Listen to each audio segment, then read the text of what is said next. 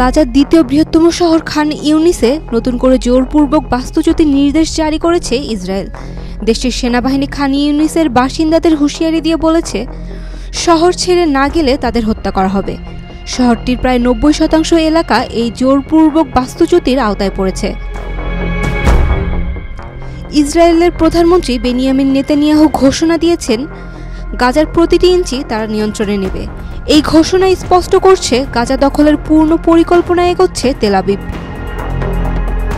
ইতিমধ্যে খান ইউনিসের ১৬০টি লক্ষ্যবস্তুতে হামলা চালানো হয়েছে। প্রচণ্ড গোলাবর্ষণের মধ্যে মানুষ প্রাণে বাঁচতে হাতে যা পেয়েছে তা নিয়েই পালিয়ে যাচ্ছে। তবে আশ্রয় হিসেবে নির্দেশিত আল মাওয়াসিও ইসরায়েলি হামলার বাহিরে নয়। সেখানে হামলায় একটি পরিবার নিহত হয়েছে।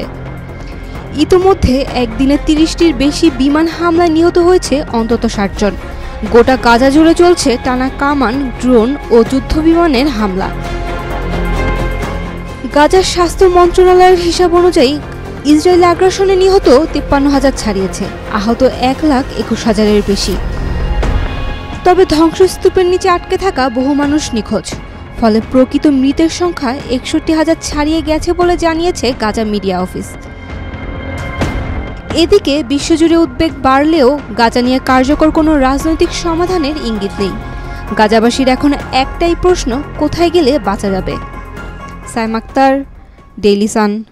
For more updates, follow us on Facebook, subscribe our YouTube channel, get the latest update on www.daily-sun.com.